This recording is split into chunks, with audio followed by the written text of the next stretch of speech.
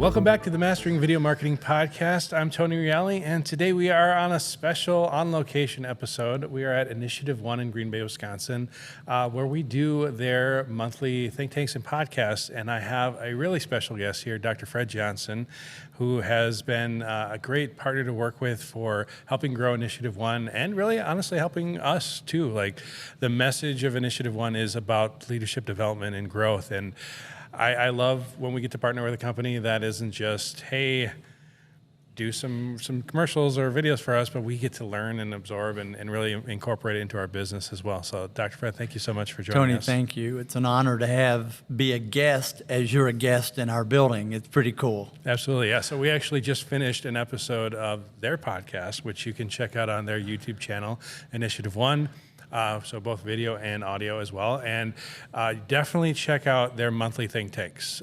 We shoot it live here as a multicam shoot, and be happy to take you guys on a behind the scenes journey of that sometime. But it's really engaging and exciting to get that energy of that live. You know, the podcasts are fun. It's really fun to sit down and talk, but that energy of people there and that interaction, you know, I can definitely tell it's different for you than other type of content that we produce. You know, we started off in this building with 17 people in our first think tank, and half of them were our teammates, and the other half were family that I asked our teammates to bring.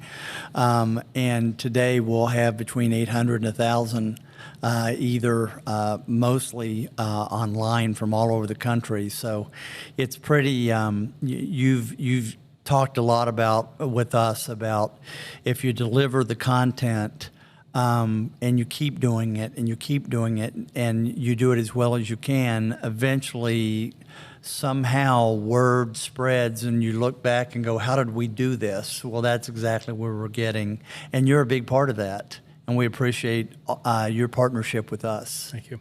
Yeah, and you know, we talk a lot about this on our YouTube channel. Like the obsession of companies today needs to be providing value to their audience, and you guys do such a great job of that. You know, let's talk about the origins. So I really would love, you know, our podcast is about mastering video marketing, and you guys are such a prime example that I had to have you on an episode because you're doing it exactly what we preach all the time is what people need to be doing. But how did you get started in this in the first place? What brought you to the point of these consistent think tanks and podcasts? Well, I have a doctorate in theology and postgraduate work in leadership development, and my emphasis was, my doctorate thesis was understanding generational differences and how you lead differently each generation based upon how they learn to trust, what the requirements of trust are. So even while I was a pastor of a very large congregation in Detroit, I was speaking all over the country to corporations, large corporations like Honeywell, Chase Manhattan Bank, McDonnell Douglas, and I knew somehow that at the right time I had been called to speak to a very specific audience. I just knew how to, for some reason, I'd been given some gifts to reach that group.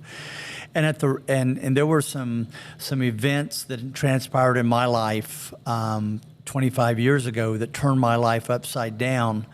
As I came through that, I made a decision to start my own leadership company. And I was scared to death to do it. I'd wanted to do it for years, but I was in a place where I was, quote, highly successful. In some ways, I felt trapped because so many things were good. And so I finally made the decision I'm going to do this. So I started this company in our basement in Scottsdale, Arizona, where I lived at the time. And I was scared to death. I couldn't afford to not be successful immediately. And no one told me that the average person took 3 years before they landed their first significant contract. I couldn't go 3 weeks. And so I started working with teams. started in word of mouth. I would go into conferences. I would go in non-invited. I would find out where there was a convention or there was some kind of an association banquet happening, and I would go in and find a way to sit down at the table and start introducing that's how I got my first client. Yeah. I walked into uninvited to a luncheon and sat down, and someone started asking me about my background, and it led to my first client that led me to my first major client, and it started off from there. And so today we're in we've actually now, through a partnership in Spain, we're in 9 different countries. We, including those facilitators, we have close to 35 people that are very skilled at this. And we're in 22 different industries. And it's, I just pinch myself. We moved here in 2015 because we could no longer operate out of the far southwest. Our clients were all over the country. And it's been a great move to come here to Green Bay. And people have said, why would you go from Scottsdale to Green Bay? And we said, well, why would you do it even more in February? But actually, it was a great move. We have as much brand recognition as in Green Bay, Wisconsin, as Scottsdale, Arizona. And I would say we probably have more. Mm-hmm. And so this area has been great to us. We've met some great partners that we would not have met. And so being a big fish in a little pond is a lot different than being a little minnow in a big ocean, the way we were in Phoenix. Now, so you talk about having that desire to get into, leadership, helping businesses with leadership. So you were a pastor and you had different things you were doing. You had to know that niching down in that direction was going to be, it's narrowing it so much. Like there's only a small percentage of people that would be potentially interested in buying those services. How did you go through that transition of deciding this is it? I need to go here. I knew what I knew. I knew what lit me up. I knew what energized me. I knew that stimulating a group of people to take appropriate chances to change their future that they would have never done. It just lit me up. I love watching people change and grow and get better, and I loved seeing it. I loved going into organizations and being able to read those organizations very quickly and assess these are the things that need to happen for this organization. It's just, there are some people who say, why would you do that? All I know is it lit my fire. And I've been doing it for 25 years now in this company, and it continues to light my fire every single day. That's great. So we obviously have had a chance to work on your social media content, and you guys have such a great variety of content, from your live think tanks to your podcasts to the shorts that we've worked on with you. And how did you come to the conclusion? Because I honestly, there's so many businesses that it's like pulling teeth to explain to them that this is a necessary step. Like personal brand development is so vital, and creating resources for people to not only understand what your business can do, but why they need that. I often say, you can either poach those that do or coach those that don't. And when poaching those that do is obviously going after a market of people that are already looking for your service. But leadership development is probably not something that every business in the world is just automatically looking for. So you're doing a ton of coaching those that don't, of educating people into that. Is it your background as a pastor and recognizing that digital video content was a great platform? Well, the congregation that I pastored was a unique situation, full of high-powered executives who they were on the cutting edge, and they taught me. But honestly, I learned there's a principle that we teach called the law of attraction.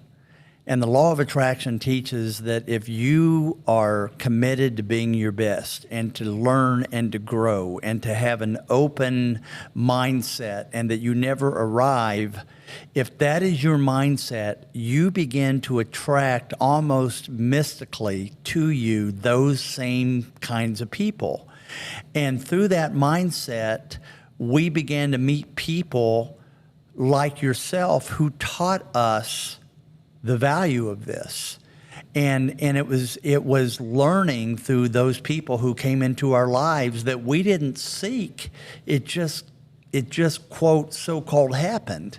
And being in Scottsdale when I started the company, I was there for the first 6 years. I met some really important people who taught me the value of brand, who taught me the value of reaching using technology. But I didn't know how. And quite frankly, you were introduced to us at the right time by the right people. And that's how it happens. And then you come in with all of your expertise, and we are complete sponges. We're not here to say, well, we know what's better. If you have that mindset, you continue to attract people to you like you who have something to offer, and they offer it to you. So it's through 3 or 4 key people along my journey, including you, who's taught me the value of this, and that in today's world, if you're not reaching more people faster in greater volume, you're not going to compete in today's world. Absolutely. Now, let's talk a little bit about how you guys use video and then capitalize on it. Because, it's great to create content, and I think everybody should, but there are ways to really maximize that potential of lead generation and lead cultivation. And so obviously for your think tanks, that's something that people register for online, and they obviously have to give you their email address. So in that allows you to provide, email marketing content, continue to follow up and cultivate them, because frankly, the services you offer are fairly high ticket. Like, it is a commitment for a business to move forward with that. It's a significant investment for significant results. Right. And typically, we recognize the higher the ticket, usually the longer the buying cycle, or the longer somebody has to warm up to get familiar with that. So you can't expect somebody just overnight to be like, all right, we're going to hire you guys. Like, you want to, sometimes it happens, but you really want to be cultivating and generating that reputation and that growth. And so by consistently coming out with that content, by consistently showing off your expertise and sharing off, we emphasize social proof is such a vital thing to have in your marketing. You can't just say, hey, look at how amazing I am.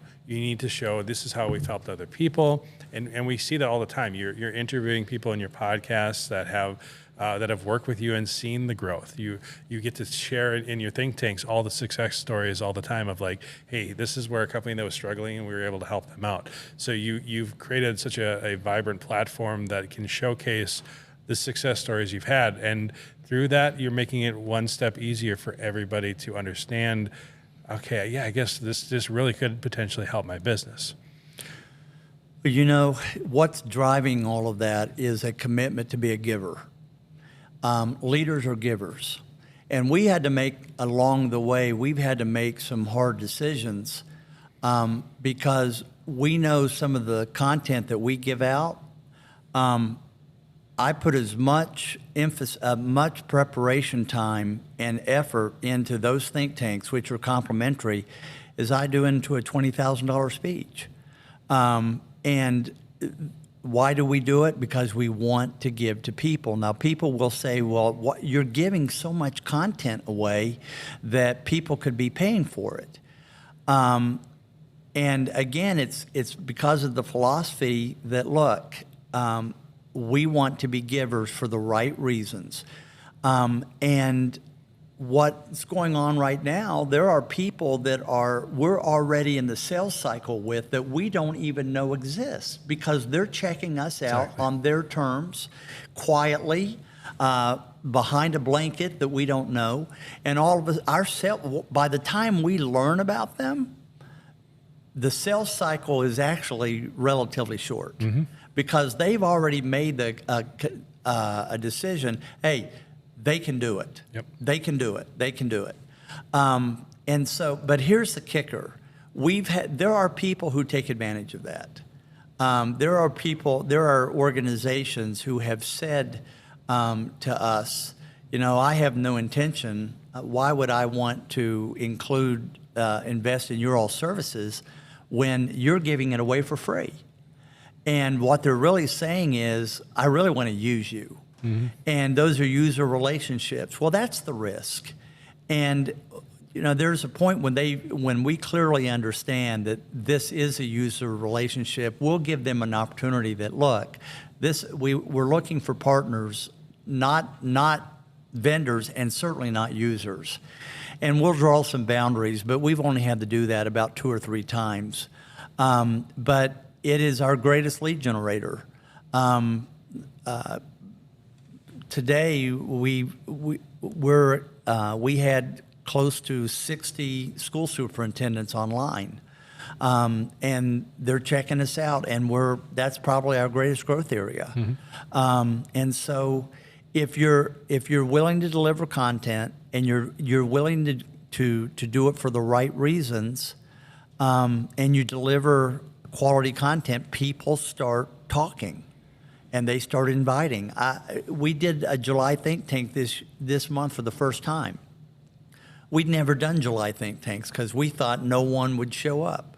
It's one of the biggest show-ups I think. Yeah, we had over 700 people. Yeah. And so we're hitting that. But it started with a commitment that we're going to start small, but we're going to do it well, and we're going to keep doing it and keep doing it. Mm-hmm. But I will tell you that I had no idea that we'd ever experience something like we're doing right now. Absolutely. You brought up a great point earlier of the people that are saying, well, why would you give that away? And, it used to be back in the 90s and early 2000s, it was, you could sell the process. That was fairly common. But today we found that that's not enough.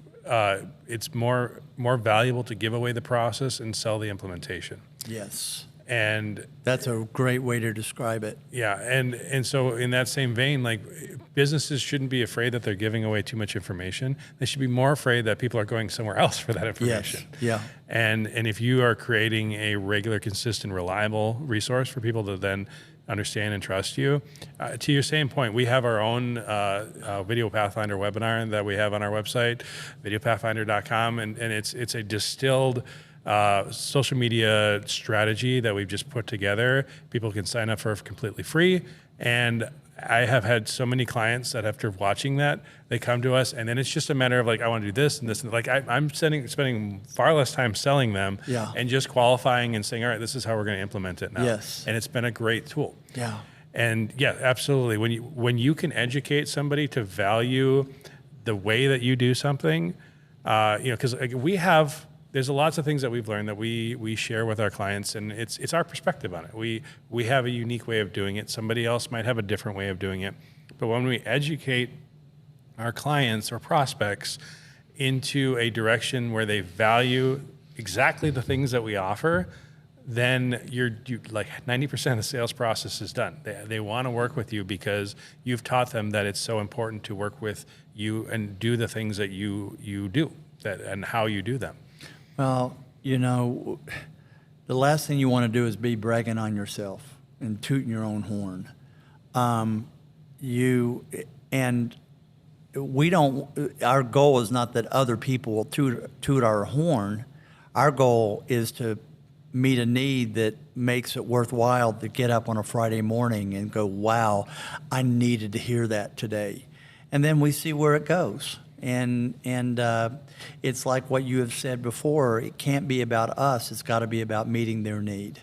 And if you can do it and create third-party testimonials from it, man, that's just gravy on top of the biscuit. Absolutely. Yeah, I think a lot of people make the mistake, a lot of businesses make the mistake in their marketing of just focusing on what they're great at. And we talked about that in the podcast we just shot that will be on your channel, but it really needs to be about celebrating the success stories and the benefits that your customers can have with you. And I see that all the time. We get to hear those stories in your interviews of the people that you guys have been able to work with. Because I think, I mean, in all honesty, it can be a little difficult for people to, like we have a virtual reality arcade, and people walk through the front door, they're like, what is a virtual reality arcade? How do I do this? And, I know what like a coin op arcade is. And so we kind of have to explain to them, this is what it's like in the process. And I would assume like leadership development for some businesses, they're like, I don't even know how this works. So, being able to have your content marketing teach them and educate them what the process is like, why it's important. Yeah. Because it could be really easy for somebody to just be like, listen, I'm a good leader. Come on, I got people that follow me, whatever. That's what leadership is, right? You know what? Along that point, they often think if they acknowledge that they need help with developing their team, they're poor leaders.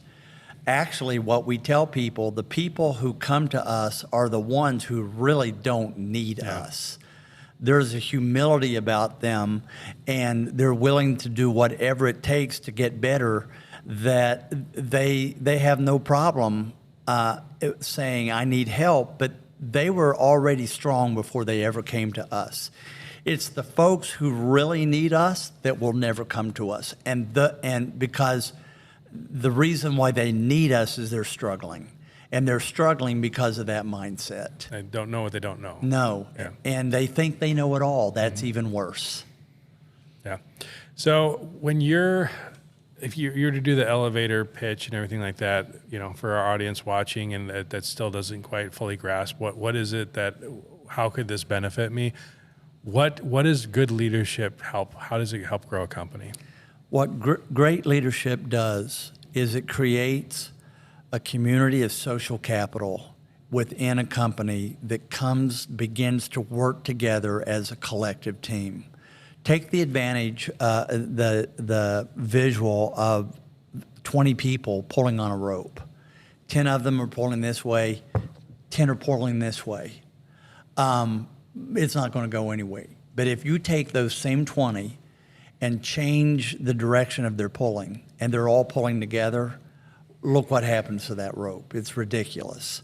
And so we harness the power of social capital in a company and the brain power and the creativity to maximize that talent that's already there but has not been fully utilized. How do you determine, I think a lot of people can just look at a business and be like, hey, we're delivering our products, needs are being met or whatever like that. We're fine. How do you help establish that need and show them things could be a heck of a lot better? Well, we have a track record of results, and often we'll just show them. It depends on what their need is. There's one company that we were working with that they had this was way before the pandemic. They had a 100% turnover of their nursing staff every 3 years. And we went in and it was hard. There's a reason why they had that kind of turnover. 2 years after we started working with them, it had gone from 33%, 34%. It had gone to 7%. And that represented millions of dollars in captured revenue for them. We're working with an organization right now that has generated. They had to find how to take out $10 million of cost in their business. And they couldn't do it because their executive team, they were all protecting their own turf. In the 2 months that we started working with them, they have found the $10 million. They found them because finally people were willing to work together as a team. We had one organization that started making decisions on the plant floor, and the CEO called us before our first session and said, we're already seeing a difference because of what we're implementing. We have 20 $26,000 a day of new revenue. $26,000 a day of new revenue without any investment in overhead in the company, and other than buying the ingredients for what they were making. Mm-hmm. So it depending on what your objective is, listen, if you have leaders who are growing and attracting top-notch people who are working together, you can't stop that company from getting better and better results. You can't stop it. I'm a big fan of Simon Sinek, Mm-hmm. I remember one of the talks he gave. He talked about, like, this generation values job satisfaction probably more than almost any generation that's come in the past, to the point of that there's identity in that. Like, especially with the digital presence that a lot of people have, Instagram. Like, we can look at people and think, oh man, they're so lucky. They get to go on these vacations, or look at the pretty couple doing this thing, whatever. It's usually a facade, but then you start to get this nagging feeling in the back of your head that, like, well, they're happy and I'm not happy. So this level of job satisfaction or life choice satisfaction is really eating away at a lot of people. And based upon what you're saying, I can see, like, being able to really help a company grow in their ability to give people that job satisfaction through good leadership, through implementing things where people feel valued and not just another number on the wall. People want to get up excited to go to work. People want to get up where work feels like play. And they also want to go to work for a place that there's flexibility, that they have no hesitation whatsoever saying, Billy's ball game is today and I've got to leave at 3. And yet they'll be working on an assignment on the weekend that's due for Monday, and the family isn't upset about it because it's not a pattern, but there's a fluidity that flows through. That's, speaking of Sinek, that's what he calls life balance, where work feels like play, and being home is often connected to work, and your family is first and foremost in all of it. So people, we just landed a real rock star to our team who was she was a finalist at the University of South Carolina for the vice presidency position, and she was going to get it, and she pulled out of it because she wanted to come and work with us. We said, "You're crazy." She said, "No, I wanted to be thrilled to go to work in the morning." People are looking for, if the salary is competitive, and they're giving opportunity to grow and develop, people are looking for an experience that lights their fire and is meaningful. And that's what we help companies to do. That's awesome. Well, I really appreciate you taking the extra time today to do not just our normal 3, but our 4th podcast. That's okay. I loved it. If anyone is at all interested in not just checking out the services that Initiative One offers, but all the amazing resources that they have, check out initiative1.com and Initiative One on all the major social media platforms. We got a new book coming out in time for Christmas. Awesome. Do you remember the title of it? It's called Transformational Leadership from A to Z, What Great Leaders Do. And it's being co-written by myself and a gentleman by the name of Dr. Stephen Peters, who is absolutely amazing. He's joined our team along with his wife, and he's another rock star. But we've already got pre-sales coming out on that one, and I'm pretty excited about it. Awesome. Well, thanks for joining me today, Dr. Fred. You're welcome. Thank you, my friend.